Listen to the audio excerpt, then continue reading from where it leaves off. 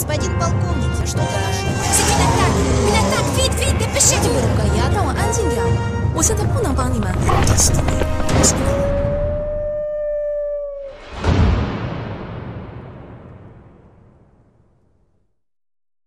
Helena and Jean-Gaël were now in an immense, almost rectangular room.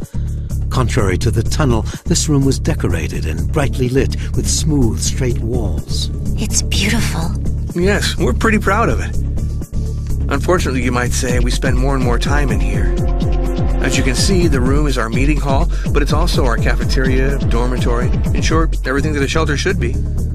About 20 musicians had come before them, and 40 others were still running through the tunnel. As soon as everyone's in here, we'll close the passage door. It's fireproof, impervious to the dragon's napalm. Anyway, a dragon couldn't possibly get through the tunnel, but you never can tell. He showed Helena around like a tourist guide. One could feel his sense of pride.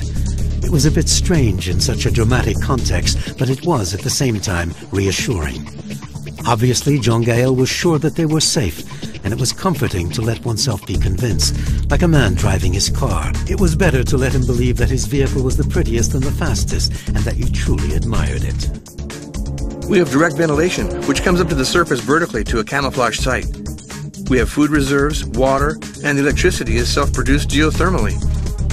We're soundproof from the outside, and the temperature is pleasant and constant. Here we have our monitoring controls, with radar protected from high temperatures, enabling us to see whether or not there are any intruders. As you can see, there's no more movement in the cathedral, but outside there's a lot of movement towards the east. What is there in the east? To the east is the world of mist. That's where Teresa, her dragons, and her mercenary soldiers come from. Then that's where my parents must have gone. Yes, and today they've taken 2 new prisoners, Suzanne Servion and Walter Andrew. Hello, you're Helena, aren't you? I'm Megan Roberts. I'm in charge of attendance records for the orchestra. Not to mention the loss of Michel Romblot and Jacques Chatelier. Lost? What do you mean, lost?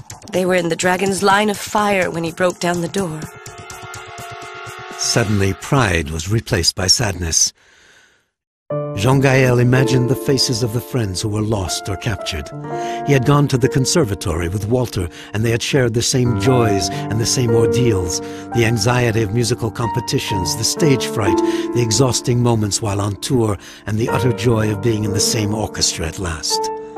He also knew that now that Walter was gone, he, Jean-Gaël, might be the next victim, and that even the underground shelter couldn't protect him from that.